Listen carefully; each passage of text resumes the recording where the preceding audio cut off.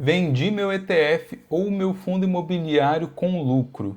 Tenho que pagar imposto. E agora? Como que eu faço isso? Como que eu gero essa DARF? Que nome é esse? Pois é, diferente das ações que tem uma isenção de até 20 mil, caso você tenha tido algum lucro nessa venda e não precisa pagar imposto, tanto nos ETFs quanto nos fundos imobiliários, se o seu lucro passar de R$ 10, e atenção, essa informação é importante, você tem que sim gerar uma DARF, que é um documento recolhendo esse imposto do lucro, que se for nos ETFs vai ser de 15%, já dos fundos imobiliários vai para 20%. Pois é, não bastasse o tanto de imposto que você já paga no seu dia a dia, quando você tem uma operação com lucro superior a R$ 10, que é um valor super irrisório, o governo já fica de olho e se você não pagar esse imposto, vem juros, vem multa e isso pode causar um problema para você de cair na malha fina, enfim, vira uma bola de neve. Mas por mais que isso soe muito intimidador, e eu sou um réu confesso aqui que falo que deixei de vender alguns fundos imobiliários que já não faziam mais sentido estar na minha carteira por conta desse medo de gerar essa DARF de forma certa, enfim. Vamos lá. Respirar fundo, o processo é muito tranquilo quando você aprende a fazer e vê que não é nenhum bicho de sete cabeças. Eu vou te mostrar passo a passo de como faz isso. Eu não consegui gravar em tempo real porque fazer as coisas em horário comercial sendo CLT é um pouco puxado, se você você vai me entender. Mas enfim, você vai clicar no link que vai estar aqui na descrição do vídeo e ele já vai te jogar para esse site aqui da Receita Federal. Mas aí beleza, estamos aqui no site da Receita, você vai clicar na opção essa de preenchimento rápido, ali em geração e impressão do DAF. É logo a primeira opção, bem tranquilinho. Depois disso, ele vai pedir seus dados básicos de CPF e data de nascimento. Aí eu tampei, mas enfim. Depois você vai clicar ali que você é um humano. E depois você avança. Aí ele pede uma observação. Aí o que eu coloquei? No meu caso, eu vendi ETF. Então eu coloquei que foi a venda dos ETFs da gestora, né, que eu vendi em questão, que é da Buena Vista. Aí coloquei entre parênteses o ticker desses ETFs. No meu caso foi o QQQI11 e o SPY11. E aí o código é 6015, tanto para ETF quanto para fundo imobiliário. Aí ele já vem com a data que você está gravando o vídeo, período de apuração é a venda, o mês da venda que você fez essa operação, o número eu deixei em branco, e aí você vai e coloca o valor que foi gerado desses, no meu caso, 15% de lucro do DAF. Para minha ocasião foi R$19,70. Aí depois você dá um clica um Enter, clica depois em calcular, e aí após isso já vai aparecer ali as informações de forma resumida. Você dá um flagzinho ali na primeira coluna e tem a opção de emitir DARF. Aí uma coisa que deu um bug na minha mente é que ele gerou o documento, só que não tinha código de barras, como vocês podem ver. Mas isso aí eu vou explicar como que eu fiz esse pagamento, que apesar de ter soado meio confuso, também é tranquilo de fazer. Agora para a segunda parte, que é a do pagamento, já que eu também não consegui gravar em tempo real, porque né, a vida de CLT em horário comercial é difícil de fazer essas coisas no particular. Como ele não tem uma linha digitável e nem um código de barras para poder você pagar em qualquer aplicativo aí de carteira digital ou de banco, você precisa fazer isso de uma forma um pouco mais específica.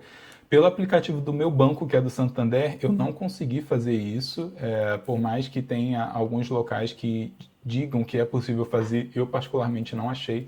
Mas aí quando eu entrei no internet banking do banco em questão, e aí foi bem tranquilo de achar. Aí esse print aqui é da tela inicial de como que é a home, né, do meu banco em questão, que é o Santander. Mas eu acredito que nos demais bancos funcione da mesma forma.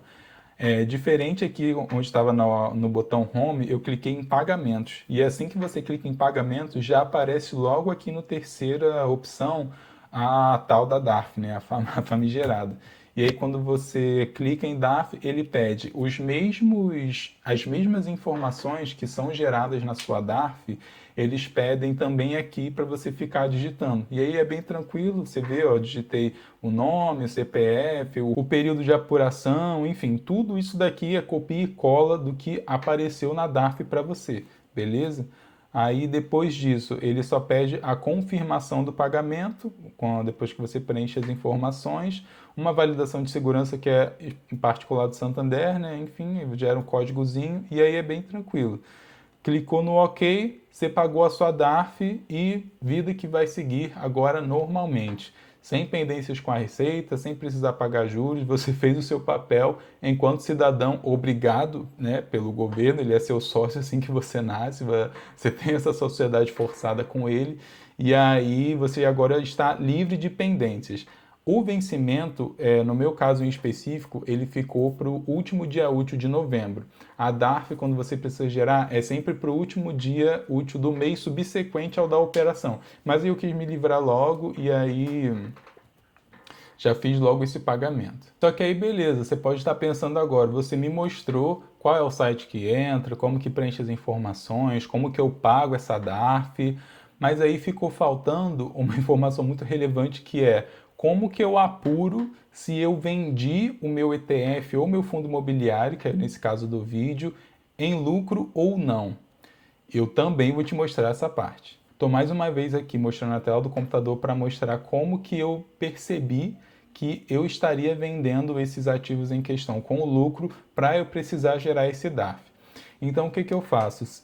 Isso aqui vai ter aonde que você compra os seus ativos, né, na sua corretora, mas eu também tenho o hábito de sempre anotar todas as minhas operações aqui num controle pessoal particular meu, que eu faço através aqui das planilhas do Google. Então, aqui eu tenho anotado todas as vezes em que eu comprei esses ativos em questão, que foi o SPY 11 e o QQQ 11.